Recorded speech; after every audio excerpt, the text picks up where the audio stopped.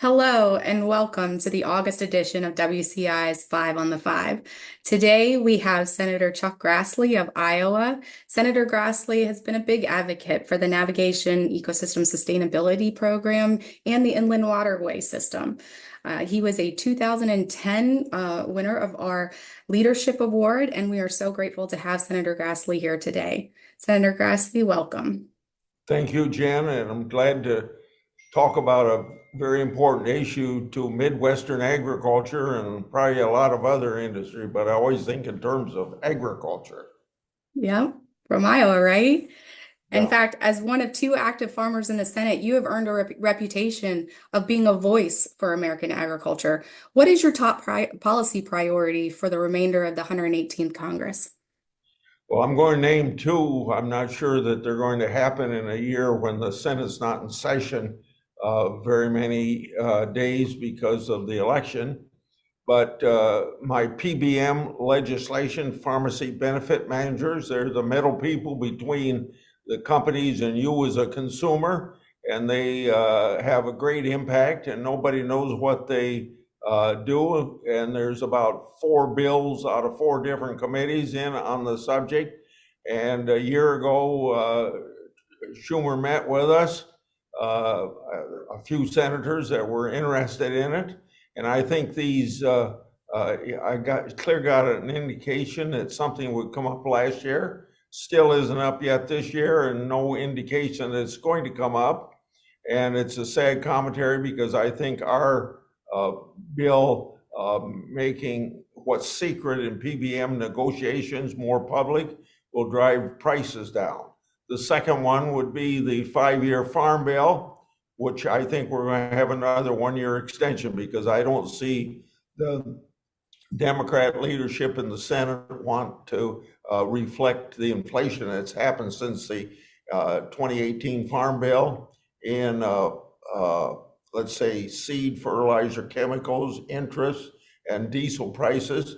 That's got to be reflected to get our reference prices up to a higher level so that we've got big holes in the safety net and they need to be patched. And I think increasing the safety net things would help that.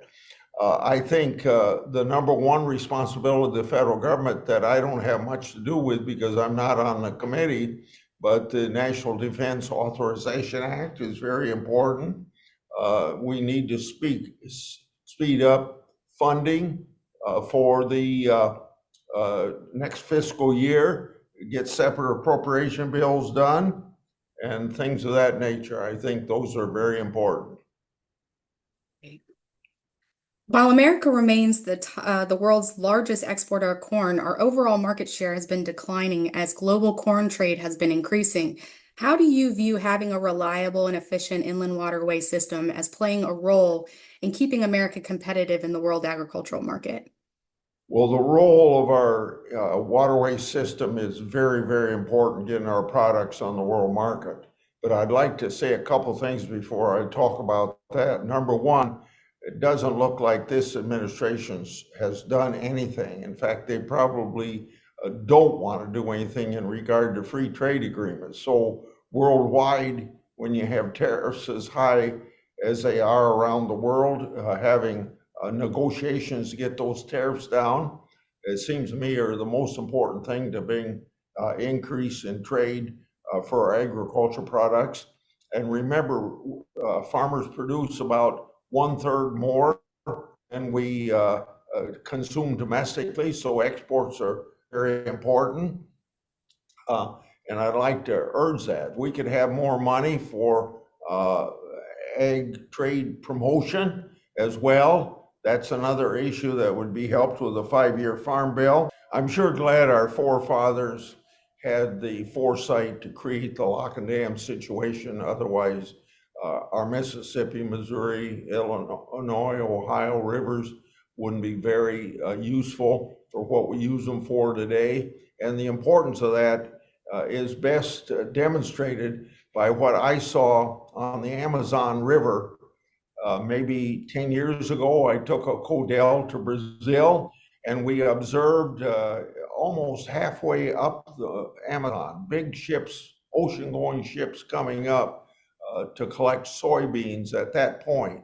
So you see, we're up against a system of exporting from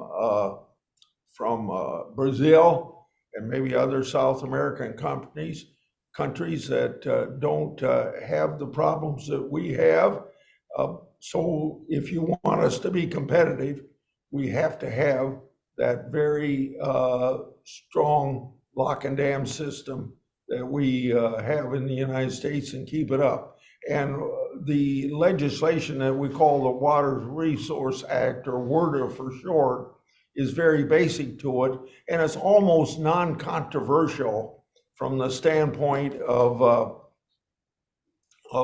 renewal every year, updated, fine-tuned, and things of that nature. And thank God it is very bipartisan, and it gets the job done and keeps us updated. Iowa is the top ethanol producing state, playing a vital role in our energy independence, supporting our rural communities, and lowering fuel prices for millions of American consumers. What efforts are you making to increase certainty for ethanol producers as our nation's energy policy evolves? Well, the best thing we could do is to get EPA to give us our instructions on how much ethanol we have to use every year. And, on biodiesel, it's just practically nothing.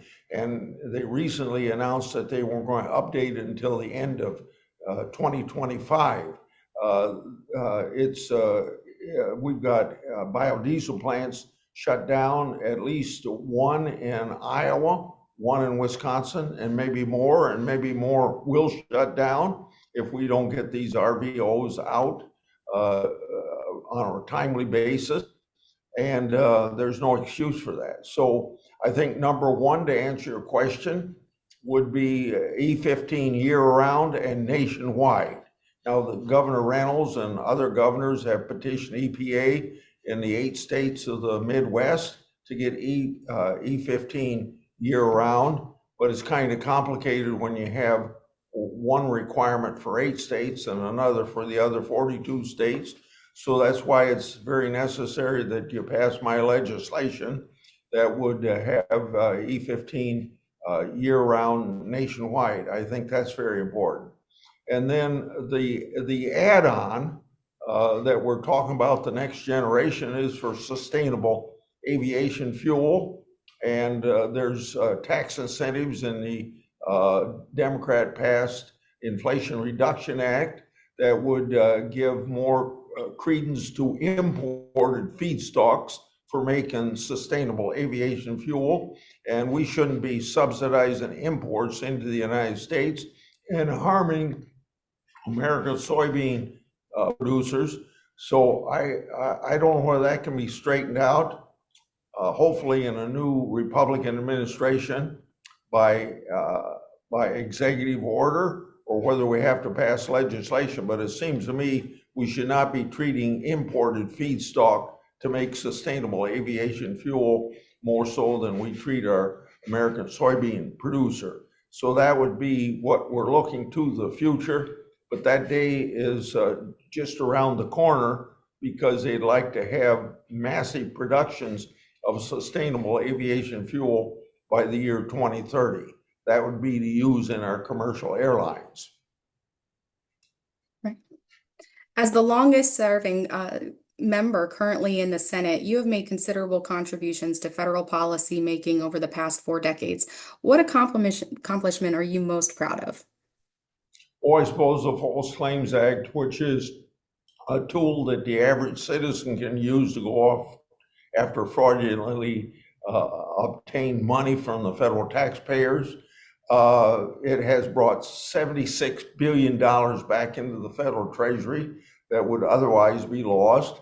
And even our Justice Departments, both Republican and Democrat, say it's the best fight against fraud that we have in the federal government. I suppose another one would be, I'm the father of the wind energy tax credit. And when we passed that 30 years ago, and didn't have the slightest idea that in Iowa we'd be doing 60% of our electricity by wind. But we did it because we wanted to be less dependent upon foreign sources of oil. You understand, this was at a time when we didn't know about fracking.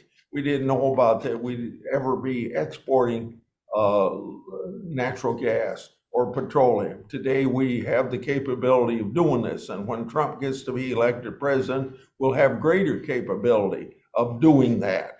But in the meantime, we thought we'd have to have all sorts of alternative energy. Then fracking comes along, and I hate to confess to you, but if we knew about fracking 30 years ago, we probably wouldn't have wind energy today, but we're doing very well by it. Congratulations to you and your wife as you're about to celebrate your 70th wedding anniversary in a couple weeks. You clearly know the secret to a successful marriage and have even played matchmaker to 20 staff marriages. What's your best piece of advice for newlywed staffers? For the man or the husband, just say yes. Just say yes.